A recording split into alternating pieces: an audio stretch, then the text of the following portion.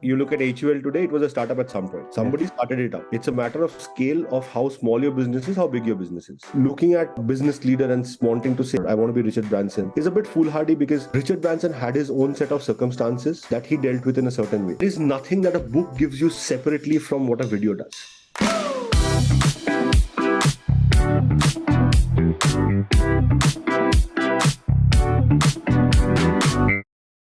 Thank you so much for agreeing to do this podcast, and we are really excited.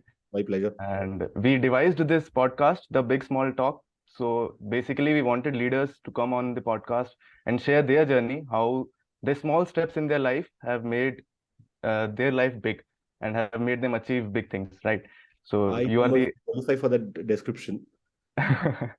You are being modest, but you are the ideal description for the podcast, and that's why we chose you. So right now, you are part of Sportskeeda, and you are heading the brand partnerships there. So can you just elaborate what exactly is the kind of work you are doing at Sportskeeda? So brand partnerships, let me just take a step back and understand the sports media business first, right? So let's say there's a match going on right now, India versus New Zealand. Yeah. There are a set of people who would watch it live on Prime Video. And there are a set of people who cannot be in front of Prime Video at that point in time. Yes. But as fans, you still want to follow that match. Yeah. So what's your next best alternative? Your next best alternative is going to a website that will give you the commentary, the live scores, the various details, maybe magazine content about that match. Now, all of that happens on multitude of websites, right? In India, you would have Sportskeeda, you would have CricBuzz, you would have Cricinfo, and a bunch of others. And as we do that, a large number of people come onto the site, right? So to give you an example, maybe around 20, 25 odd million people are live on Sportskeeda right now watching the match. Watching the match isn't following the match. They're not really watching it. Now, as they follow the match, as they're on the website, that provides a landscape for brands to advertise to them, right? And this is primarily known as display advertising. So when you go to a website, there are certain banners that you see on the website, whether it's on your mobile, whether it's on your desktop, there are a certain set of banners that are advertising brands to you. Now, the problem is, and if you're a marketing student, you would understand this, that marketing messaging has to be relevant, right? You are watching a cricket match. I advertise to you something completely unrelated to cricket.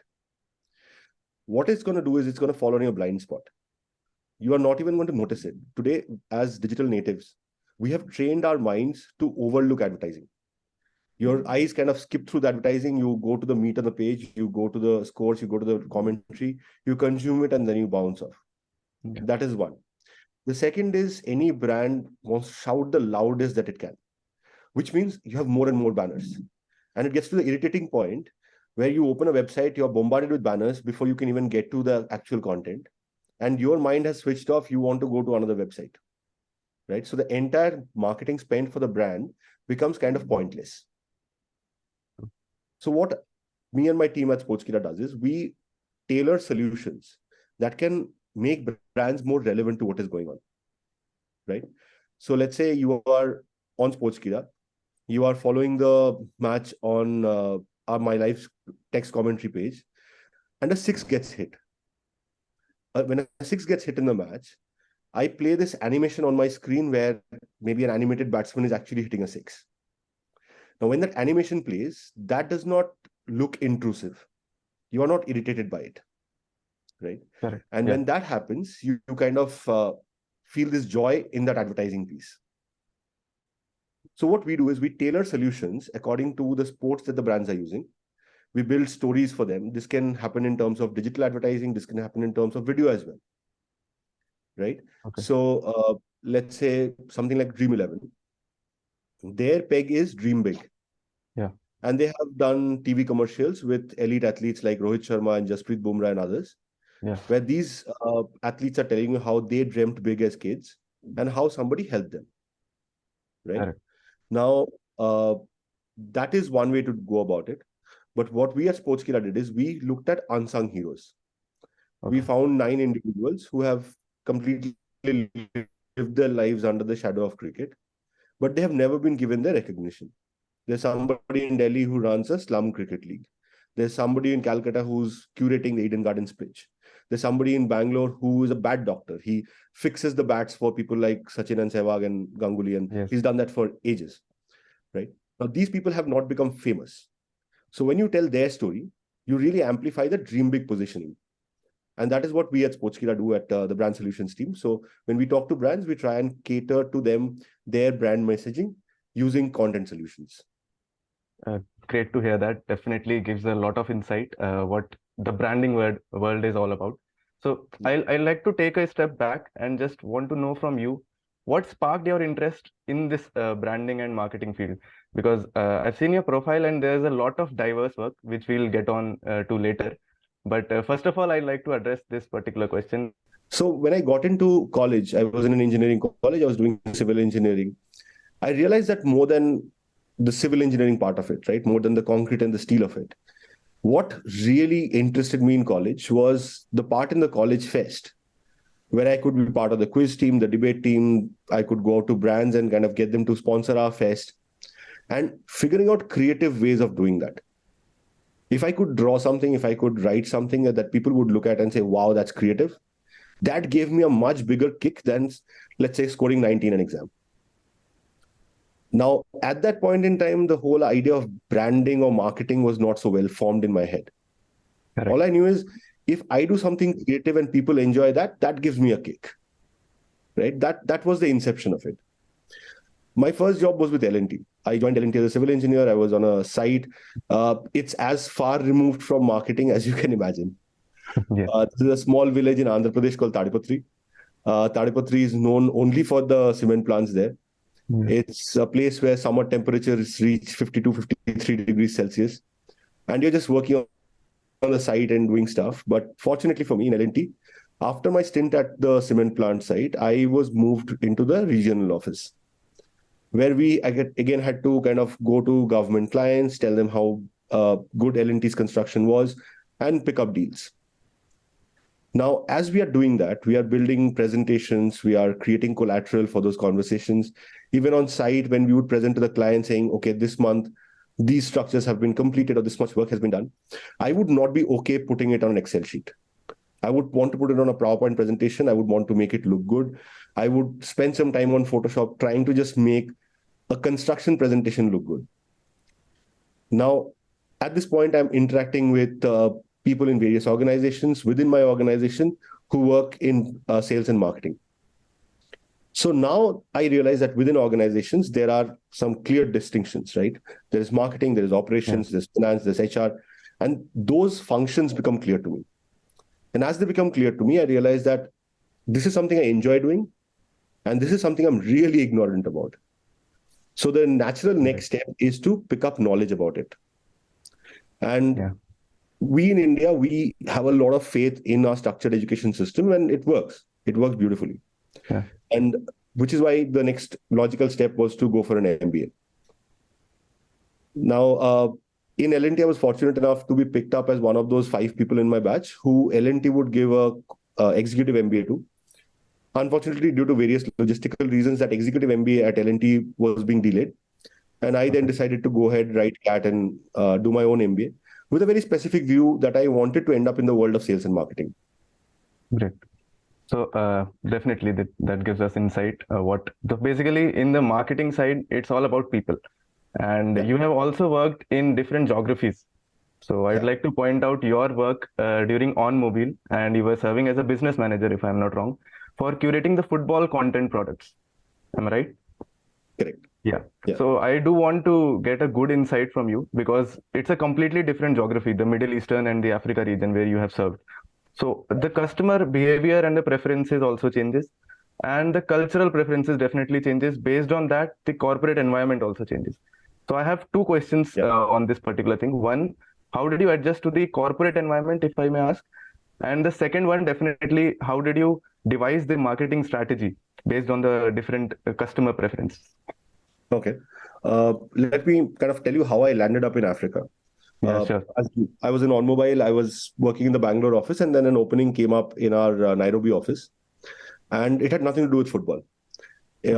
On Mobile is a company which services telecom companies with managed services. So, for example, if you're using Airtel, if you're using Vodafone, if you're using Idea, you would use a set of services. These are called value-added services, and they're rarely ever managed within the telco. they would typically outsource these to a partner like OnMobile, who would then manage the service on behalf of the telecom company. These are branded by the telecom company. So, for example, the Airtel Hello Tunes and the Vodafone Dialer Tunes are one and the same product. They've just been branded different. And there would be some people from OnMobile sitting with the team at Vodafone or Airtel, who would then figure out how to market this product, what would be the content mix, the entire management of the product lifecycle end to end. Now, this is what I went to Africa for. Airtel Kenya wanted somebody to come in and manage their Hello Tune service. Airtel had just launched in Africa. They were not very old. They were still kind of getting that kind of penetration that they were looking for. And OnMobile was one of the partners that they had. Now, I go there, and on the very first day, when I'm trying to figure out what to promote, right, what marketing to do, I realize I don't know the first thing about Kenyan tastes in music, right? Yeah. I have no clue what music they listen to. Correct. I mean, coming from India, we tend to look at the West as one single monolith. True. So Western music should work, hip hop should work. It doesn't. Okay. Every African country and every African subculture will have their own tastes in music. And I did not even know the names of the artists. I did not know the names of the songs. And I had these content providers who would come to me and say, so and so song is very popular. Please promote that. Now, when I'm promoting that, people are not buying it because this guy is pushing that song. He has his own business reasons to push that song to me, and it is not taking off. So here is what I did. I walked into the clubs and the pubs that you have in Nairobi with a pen and paper in hand. Africans love dancing. So every time they would get off their seats and start dancing to a song, I would write down the name of that song. Next morning, we will start promoting that song. Like in India, you would have a message saying dial star 123 to download, Savaria as your Hello Tune. Yeah. Right? Now, the equivalent of Savaria in Africa or in Kenya was found by going to clubs and writing down names of songs that were really making people dance. So that was working well. That worked well. We moved quickly from about 6,000 users to about 1 million users and in a small frame of time. But what was also happening is every time I would go and sit down in a club, there would be this conversation where somebody would turn to me and say, so which club do you follow? And they're not asking you if you follow football. The first question is, which club do you follow? You're expected to follow Premier League, you're expected to follow football, and you're expected to have a favorite club. Now, I grew up in Calcutta. I've been a football fan all my life. So I got into these football conversations. Part of me as the marketer, right? Now, you start thinking that, okay, is there money to be made here? Is there a business opportunity? And you do a bit of research and you realize that less than 4% of the entire country has a TV at home. Okay. Right? Which means that every time there's a big match, Kenya particularly, excuse me. So Kenya particularly are huge Manchester United and Arsenal fans, right? Those are their two big clubs at that point. I'm talking 2011. Okay. Every time Manchester United would play a match, clubs, pubs, public places with TVs would get packed to capacity because people are there 1 hour before the match waiting for the match to start. And I'm looking at all of that and I'm thinking that why not create a service for them? OnMobile had a very, very successful cricket scores product in India. We were running this SMS service where you would dial a number, subscribe to the service, 99 rupees a month. And when cricket is happening, you would get score updates. So as a company, you take that cricket product, you transport it to Africa, and you make it a football product. Okay. So what are we doing now? We are giving out scores. We were very excited because naturally it was a huge football market and people would naturally love that product. And it failed so badly because cricket and football are fundamentally different sports. In cricket, a normal cricket match, you can have as many as 500, 600 runs scored between the two teams. Yeah. Right. And as these runs are scored, even if every 5 minutes I'm sending you scored SMSs, there is an update, there is a change. Yeah. In a football match, you're getting, let's say, every 5 minutes an SMS. And all of those SMSs say Manchester United versus Arsenal 0-0. Right? Which is boring. That was problem number one. Problem number two was all your major matches were happening only on Saturdays and Sundays in the evening. So Monday to Friday, you get nothing. Saturday and Sunday, you are bombarded with SMSs and you get very pissed off and you just unsubscribe from the service. Yeah. So we say this is not happening. We need to understand the psyche of the customer better, right? And that is when we started talking to a lot of consumers. We would just randomly pick up conversations at a bus stop, at a supermarket, wherever you're meeting people, right? Yeah. Coming back to your original question of culture, right? This was very interesting doing it in Kenya because you kind of walk into Kenya thinking that it's a, and you have all these baggage of preconceived notions that you walk in with. Yeah. When it comes to people, right? Here's the beautiful thing that I found, that when we talk about cultures, me being an Indian, me being a Bengali, me being whatever, and that person being a Kenyan, an African, whatever race, right? Yeah. We are as two races fundamentally different. But the moment you deal with people, not focusing on the differences, but on the similarities, you get to a very different place. He's a guy, I'm a guy. He's a football fan, I'm a football fan. And here are two football fans having a chat. He loves music, I love music. He loves it when Messi scores a goal, I love it when Messi scores a goal. So you find the commonalities. Yeah. And the moment you focus on the commonalities more than the differences, you would realize that the skin color, the accent, the nationality, all of that fades away. Then you're just an individual talking to an individual. And if that is done with a certain degree of mutual respect, a certain degree of mutual understanding, cultural differences just don't matter. The same things excited that person as it did for me. And when you transport that same learning to the corporate field, the same thing happens, right? You're not talking to a Kenyan who has grown up in Kenya and is managing Airtel Kenya's business. You're now talking to a marketer who's getting excited about a football match, who's getting excited about creative stuff. And if creativity appeals to you and to him, you have found common ground to work together. Great. That is the second is, if you can communicate your goals clearly, right? Instead of saying that, listen, we are the biggest in the world and we are the biggest vast company and here's a fantastic football product. If you go in and there and say that, listen, I'm a young guy, I'm new to this company, I'm learning about Kenya, and I think a football product would work well here. And here is how we are thinking about it. We would love to learn from you on, get your inputs on how we can make this work. Because we believe football as a product should do well in Kenya. Now he's on your side of the table. He's not your client anymore that you kind of have to convince. He's now sitting next to you trying to figure out how to make this work. That I've realized I've been very fortunate in working across cultures. Like I've worked across Africa. I've worked in Middle East. I've worked in Southeast Asia. The moment you have a common goal that people are driving towards, that goal, whether it's a business goal, whether it's a hobby thing, that becomes bigger than the differences that you have. Correct. So you have given us an insight into the consumer psyche, and you have talked about a time when even the sending of scores through a SMS was very important and crucial.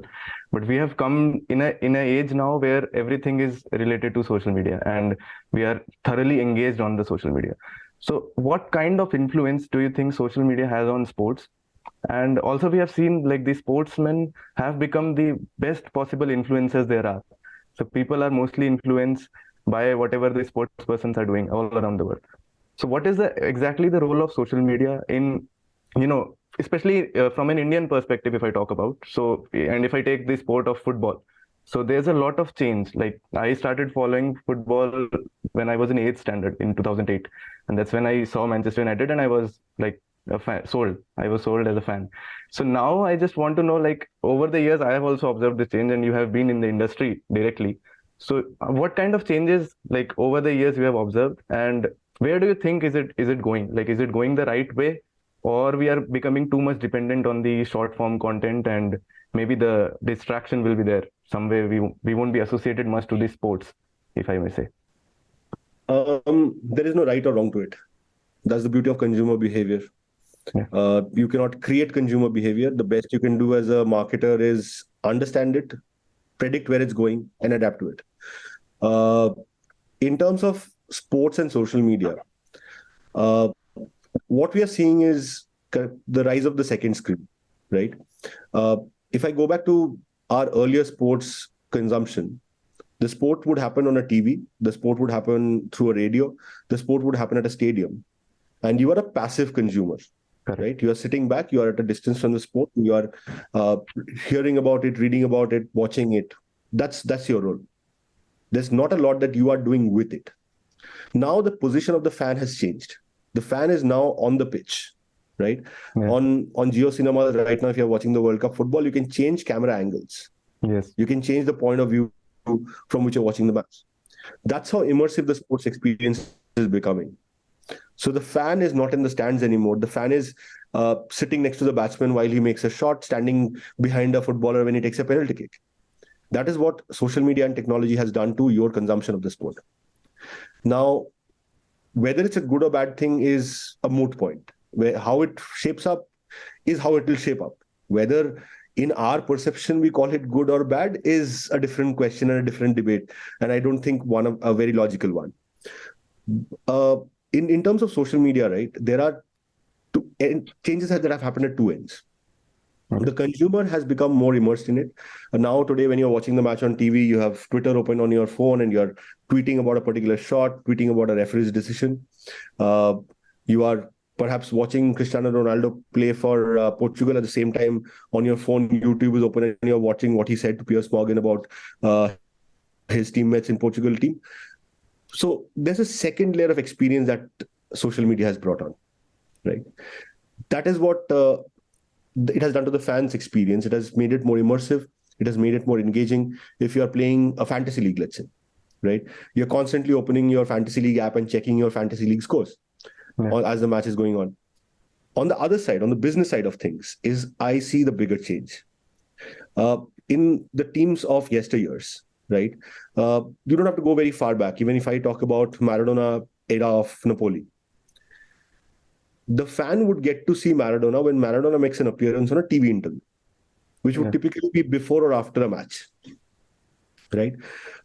Monday to Friday, you are essentially reading about him in the tabloids, in the newspapers, on what he's done, all his good and bad things. Correct. But today, the fan and the star are constantly connected. Ronaldo has more than 500 million followers on Instagram. That's bigger than a few countries put together, right? That many number of people are following him, are watching what he does. So what I have now done is I've taken a 90-minute match, right? If you're an advertiser, if you're a brand, if you are the rights owners, you had 90 minutes of inventory to sell. Today, that 90-minute inventory has expanded to 365 days, 24 hours.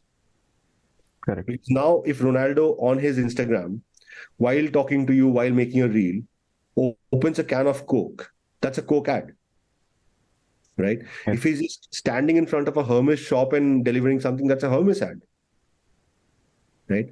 These guys could legitimately walk around with a green screen all the time because that becomes brandable property. Correct.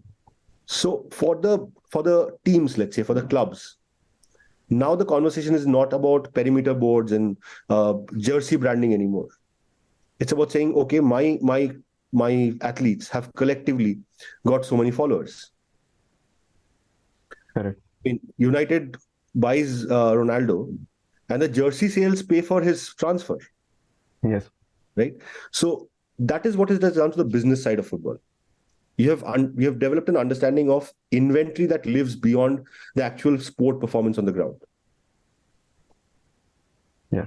So apart from your sports experience, there's a very unique thing about your profile. And what I really liked about it is that you have actually worked as a co-founder at an organization named Notebook.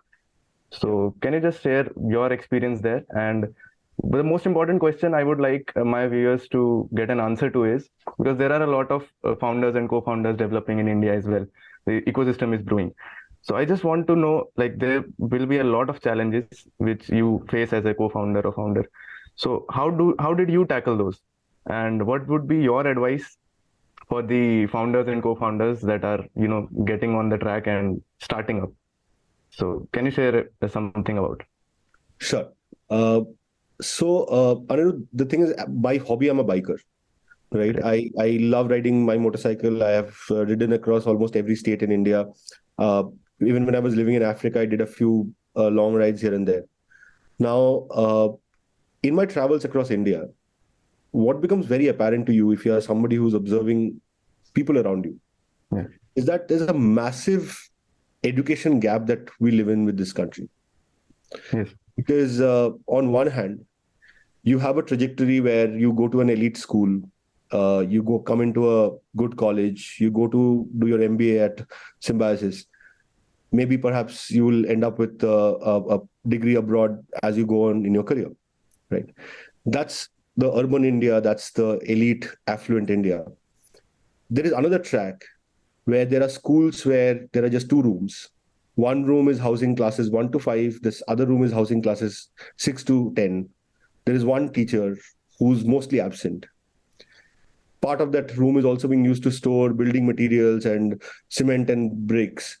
And for us to kind of wrap our heads around that being a school is almost difficult. We all make fun of stories where our fathers and grandfathers have told us that we used to walk so many miles to go to school. Yes. That's still reality for a lot of Indians, if at all they're going to school. Because at a certain age, let's say if you're 12 to 14, and the family can legitimately say that, listen, you are going to school is not going to change anything. Your school is hardly teaching you anything, right? For that one midday meal, there is no point in sending you to school. Go to the field and start working, right? Or if the parents are in construction labor, the child would, by the age of 16, ensure that he fudges his age, presents himself as an 18-year-old and goes into the construction labor line. Which is a shocking thing because we as a country, we boast of a demographic dividend, right? The largest youth workforce that we have in this country. But what work are we enabling that youth for? Is it physical labor, right? Is our contribution to the Qatar World Cup going to be as construction labor, right? And this used to trouble me, right? If you every ride that I do on the highway, you meet people at a dhaba, you talk to people, you talk to truck drivers, and when you say आपके बच्चे हैं क्या कर रहे हैं, कौन से school में पढ़ रहे हैं, सर वो पढ़ाई वढ़ाई नहीं करते, वो ऐसे ही घर पे है, कुछ देर बाद काम पे लग जाएंगे, right? That's the typical thing that you get. On the same time, you are seeing massive ads of these huge edtech companies. You hear about billions of dollars being plugged into them, huge valuations. And to my mind, I could not balance these two images out. So there was clearly a gap. Like if I look at the pyramid of population in India, we are dealing with the top of the pyramid, doing a lot of things for them. They are spoiled for choice, right? Today, if let's say somebody has a child who's in class 6 or 7 and just puts it out on social media, I'm looking for an edtech product for my child, they would get more than 40 calls in the next 24 hours. That's the reality that we live in. And then there's a huge chunk of population, a massive set of young people who don't have access to any education. So by the time it was 2018, and I was working with Perform Group, which is a UK-based organization. So I was heading up their South Asia business. And we used to run brands like Opta and Gold.com. And it was very exciting working in sports, doing what I love, talking to brands, talking to federations, talking to broadcasters. But at the same time, there's this growing dissatisfaction within me that there is this gap and people are not doing enough for it. By the time I had learned enough about content production, I had been around broadcasters long enough to know how a green screen works, how a shoot can be done at a very, very low cost, how you can produce content at scale without incurring massive amounts of cost. Around the same time, the person that I co-founded Notebook with, my cousin Achin, he was a director at Deloitte. He had just become father to twins. And as a new father, he was also being concerned about how education in India works. So we being part of the same family, we got in touch on and off. We started speaking about this. So by the middle of 2018, there was this clear understanding that we both wanted to do something in the education space, something to do with content, something to do in breaking that English barrier to vernacular students. And therefore, Notebook was born. Okay. The problem is in media, you hear about those 10 founders who have made it big. You hear about their valuations, you hear about their funding. You do not hear about the 10,000 other founders who did not make it big. So the kind of troubles that we were getting into was new to us. And being an entrepreneur, you kind of go in with the understanding that okay, it'll be hard work, it'll be a lot of sleepless nights, it'll be difficult to put together funds, difficult getting a team together. But the scale at which these problems will come, the velocity at which they'll hit you, is something that you cannot anticipate.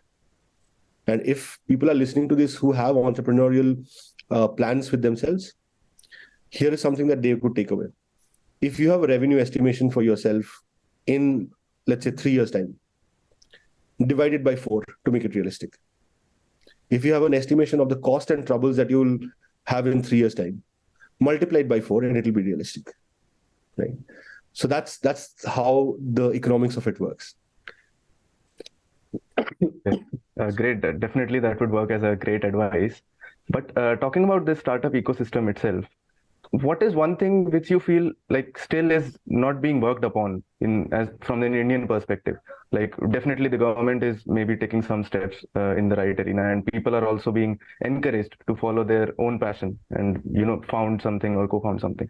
But what is one thing, because since you have been associated with that industry, so there might be something which you felt that this needs to change, and maybe you were able to or you were not able to, but I would definitely like to know like whether there is something which is a thorn which hasn't been removed and that's causing the startup ecosystem to maybe lag a little bit in growing.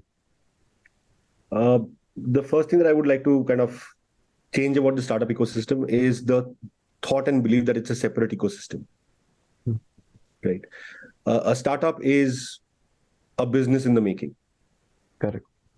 You look at HUL today, it was a startup at some point. Somebody started it up. It's a matter of scale of how small your business is, how big your business is. Right? The startups cater to the same set of consumers. There's no separate set of consumers who are saying, no, we'll only buy from startups. True. Right?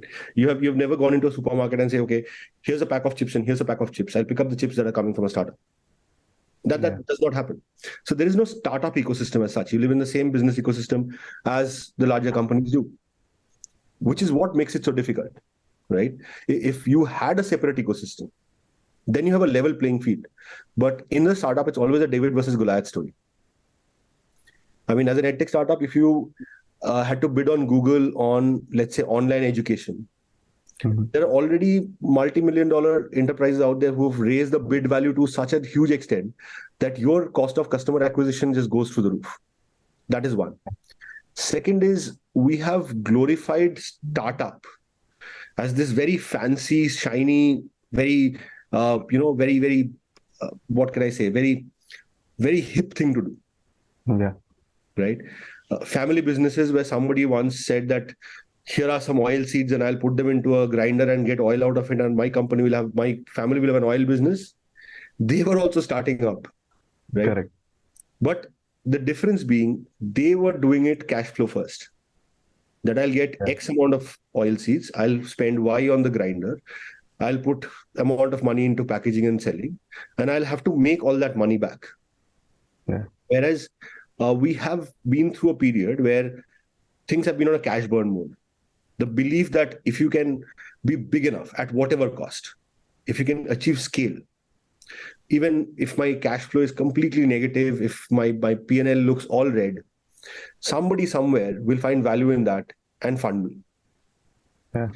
And when I went to these meetups and talked to other entrepreneurs, the discussion is about so and so raised so much of funds, right? We are looking at valuation. And we are getting ourselves valued. We want to raise at so and so. Here's our bridge course, the bridge series, and here's a series A, and here's a seed fund. We are not talking about the consumer's problem. You set out to solve some consumer's problem, and somewhere you lose focus. Somewhere you get distracted by all your Inc. 42 and your story articles saying that okay, there's valuation and there's funding that's bigger than the actual problem you're trying to solve. Notebook, as of now, still remains unfunded. And the pandemic was not kind to us. We had a very, very tough time keeping the team together in content production, particularly video production. Working remotely is very, very difficult. Your simple logistical issue, your files are very large in size. So if my editor has to transport a project file from one system to another where somebody else will work on it, Just the upload of the file will take 2 hours on a standard broadband connection, right? These are logistical problems that we faced during the pandemic, and then that naturally slowed us down. But what I'm extremely proud of till date is that more than 20 million students across the country watched our content. We could challenge the notion that edtech was only for the rich. In Orissa, in Andhra, in Uttarakhand, there were very, very small schools who for the first time said, okay, here's an edtech that we can use. We don't need to buy tabs. We don't need to put TVs in our classrooms. We don't need to do any of that. Just tell the students that if you can get your father's phone for half an hour, here are 6-minute videos for tomorrow's lessons, right? And a lot of them use that. That was one. The second is we always took a community-first approach, right? And here, a bit of my sports background helped, because we were seeing the rise of another phenomenon, which was esports. Yeah. A few years back, I mean, just go back 5-6 years. If you are at home playing games on your mobile all day long, your parents are screaming their lungs off. They hate you for wasting your time on the mobile. Yes. Fast forward to now, we have sent esports team to the Commonwealth. The people who went there are legitimate heroes. There are massive influence in the esports circuit. They make millions of dollars, right? Now, what we saw in that period of 5 years was that a sports that came with its community first, with its own people who said, we all understand each other, we all have the same problem, we all play Counter-Strike, and all of our parents are pissed with us because we stay up in the night and do this. Yeah. But there is a community which understands each other. And then the community grew and grew and grew and grew to a size where community attracted business, not the sports itself. Yes. Similarly, in Notebook, we had this thought that if we could build a community of schools, if we could connect schools across India, then maybe we would build this community where Notebook then finds resonance, right? You have to kind of build your own ecosystem where two people without your presence will start talking about you. That's when you know you've built a brand. Correct. Otherwise, I can build logos and draw pictures around my brand all day long. Nobody cares. Yeah. And we created this set of webinars called Together for Education. We had over, I think, 200 episodes where we got school principals to come on the same platform and talk through their problems. And we're doing this during the pandemic. And the principals then said, can our teachers join? Can the parents join? Yeah. So we had to kind of upgrade our Zoom membership. We had to kind of accommodate more than 1,000 people on the platform at the same time. But we were having conversations that were relevant. Yeah. We were talking about helicopter parenting. We were talking about how important maybe sports and wellness is during this time of the pandemic. We were talking about various mental health issues. We were not talking about Notebook. The conversation was not about what can Notebook do for your school. Notebook just said, here's a platform.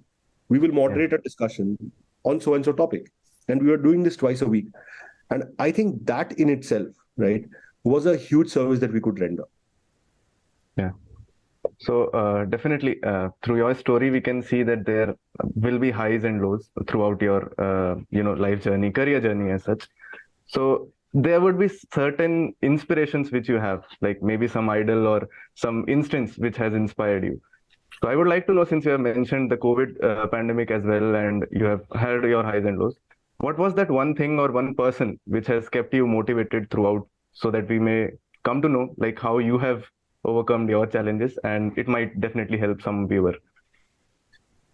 I don't really have this huge idol figure that I look up to as such. I draw inspiration from people around me that I meet on a day-to-day basis. Okay. The most unlikely of people inspire me the most. An Uber driver who has a story of having a business that shut up, and this guy just refused to give up, became an Uber driver, drove for a few years, and then eventually ended up buying his own car that he put on Uber, and now he has a fleet of cars. That is an inspiring story to me, right? If I have to kind of talk about star inspiration, I remember being very young and we had these magazines for sports that would come home. And I remember reading about Sergei Bubka. Sergei Bubka was a pole vaulter who went on to break his own world record 33 times. Brilliant. So I love that notion of, you set your own targets and you defeat those targets and you set new targets for yourself. Yeah. If you are somebody who lives with a constant state of dissatisfaction with what you're doing at any given point in time, that is what fuels your growth. The moment you are satisfied with where you have reached, and there's nothing wrong with it. It's great in life to be satisfied. It's perhaps a more comfortable or sorted life. Yeah. But that, to me, limits growth. Correct. Also, I found the biggest drivers for my personality, for shaping me into who I am, within my own house, right? I draw a lot of inspiration from my grandfather, who unfortunately is not with us anymore. Uh, he is somebody who came from a rural area in fairly down in the dumps situation, went on to become a civil servant and did well for himself in life. And he instilled within the family a very, very strong set of values. Yeah. Same for my mother, same for my father. The way they have lived their lives around me has always been a huge inspiration to me. I draw from their experiences when I go to a Kenya and I am talking to somebody for the first time. And my conversation does not have to be laced with a thought that this person is from a different culture. Yeah. I can walk into a CEO's room and uh, have a proper conversation even when I'm 25, 26 years old, because I have been taught how to have mutual respect and not just have awe for a certain position. Yeah. If I think looking at a business leader and wanting to say I'm Richard Branson or I want to be Richard Branson is a bit foolhardy, because Richard Branson had his own set of circumstances that he dealt with in a certain way. More inspiring than that would be people who are doing the same things day in and day out, and they do it despite their compulsions, not driven by them. True.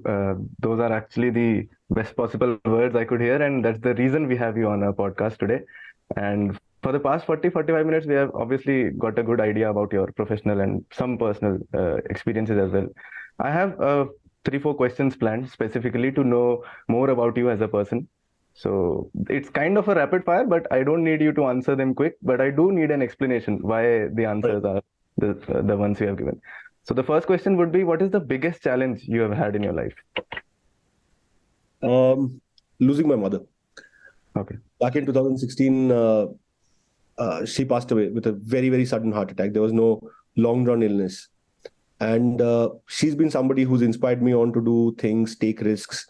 I mean, getting out of engineering, I had Infosys and L&T as job offers. All my batchmates took Infosys, I took L&T, despite it not being an SE office job. Getting out of MBA, I was placed into Godrej and Boyce and the choice to do something different.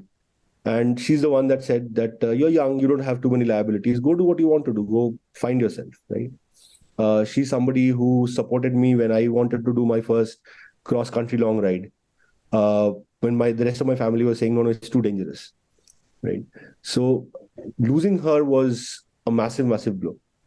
And it's not only just personal, but it's so pervasive in all aspects of your life, especially uh, the moral compass that she used to give me when it comes to professional decisions as well is something that I really lacked. And coming back from that, getting over that, finding my feet again, took a lot of soul searching and introspection.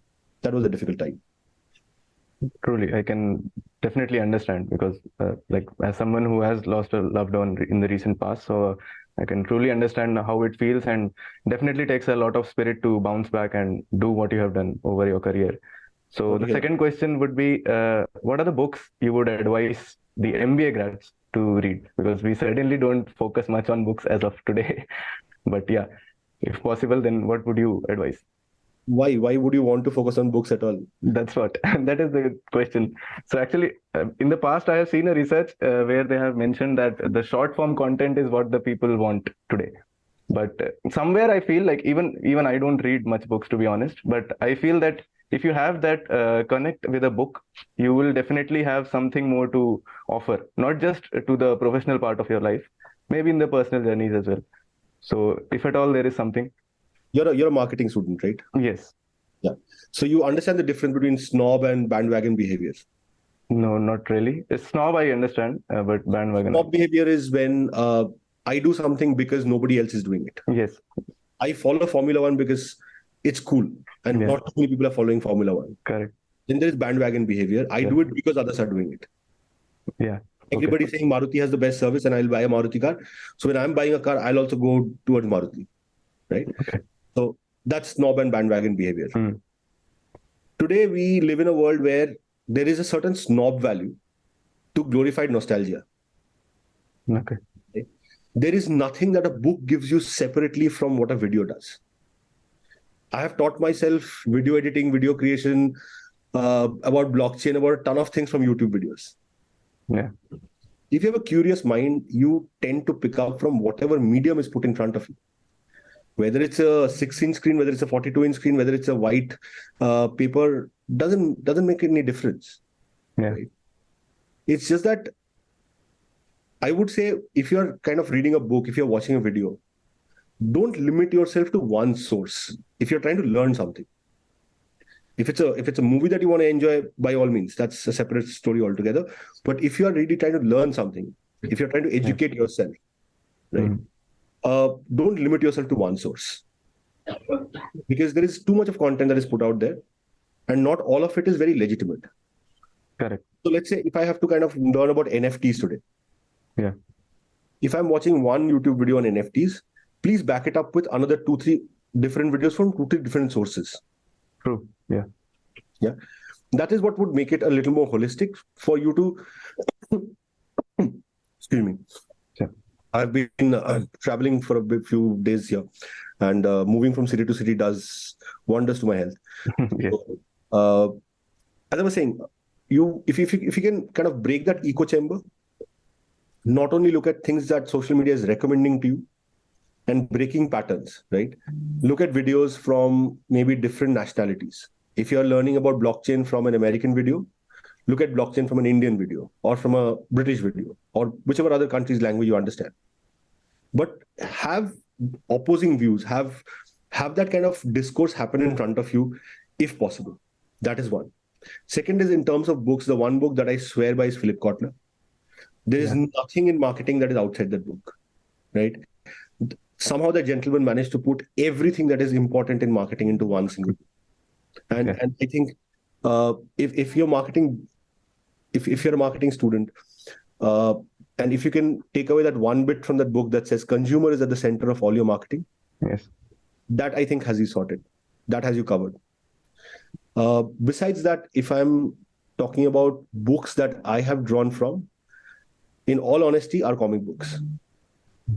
If you can tell a story in the form of disjointed images, and create that image within somebody's mind without constant sentences or a constant film, I think that's a phenomenal way of presentation. Comic books affect the way I think about content. They affect the way I look at presentations. They affect my ability to concise something into an email and send it across as a proposal, right? Correct. I know this is not sage advice. I should perhaps give you some you can win type advice, but no, that's not the kind of books I read. It's actually the one of the best advice because it's a practical one. It's not misguiding or misleading us. So one more question I have, since you have also done an MBA, so what is the one thing which you miss as of today about your MBA journey? Hostel life, dude. Definitely. Be it my MBA, be it my engineering, I miss hostel life a lot. Yeah. The liberty to walk into somebody's room at 3 a.m. and say, "Chal, khayega kya bhai?" is something that you will never have in life. So please enjoy it as much as it lasts. But also, I miss being surrounded by a set of people who are my age, who are my peers, who have the same goals as me and who think very similarly, right? Correct. That kind of discussion, that kind of discourse is difficult to come by in corporate life. As you get into corporate, you have, let's say, larger organization goals that the entire company is working towards. You would have some people who are your age, some people who are younger, some people who are older. But you would rarely ever find that sense of unity that comes from people having the same challenges, same experiences, same pani nahi aa rahi hai to say same Maggie ka dukaan band hai. That kind of shapes your behavior into one single kind of unity of thought. At the same time, because you have already lived 20 odd years of your life elsewhere and then coming in, there's a confluence of differences as well. That is the kind of discourse that I kind of miss at times. Okay. So last question to this particular round will be, actually, I have the answer probably to this question already with our discussion, but what are you passionate about apart from your work and especially the sports? Well, I've made one of my biggest passions my profession, so that helps. Working in sports is absolutely brilliant. But besides that, yeah, motorcycling. Yeah. I'm a huge automotive nut, if I may say, pun intended. Uh, Mhm. I I've been fascinated with speed and power since I was, I don't know, 6 or 7 years old.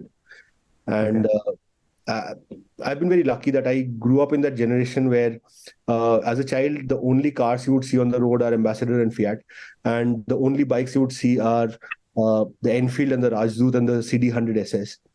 And coming in today, uh, you're driving by, the next car passing you by, maybe a Bugatti, maybe a Chevrolet, maybe a Bajaj M80. It Yeah. it's the kind of heterogeneous mix that we have created. But yeah, I love traveling, and especially if the travel is along a highway, and if I have two sets of wheels under me, then nothing like it. Great, great. So as I mentioned, I already had the answer too, because your passion somewhat sneaks in whenever you are talking about something else. So that's when I got the answer to this question. So thank you for being with us today on this podcast, Subhayu. Right. And truly, truly loved the podcast. You have been as candid as possible. And we'd love to have you on our campus as well whenever you have the time and you have the schedule permits. One last advice, since we are about to end the podcast. So for our viewers, if at all anything is missed, one last advice you have for us, maybe whatever you want to, out of your head. One last advice is, I would say, if it's not fun, don't do it. Uh, uh, I mean, and I'm being very genuine here, right? If you are not enjoying doing something, if your heart is not into it, Yes, even if you're extremely skilled, you will not do a good job of it. So leave it for correct. somebody who has fun doing it. You do what is fun to you. Sure. Definitely a great advice. And thank you for being with us today. And we hope to have you back at this podcast and definitely at our campus soon.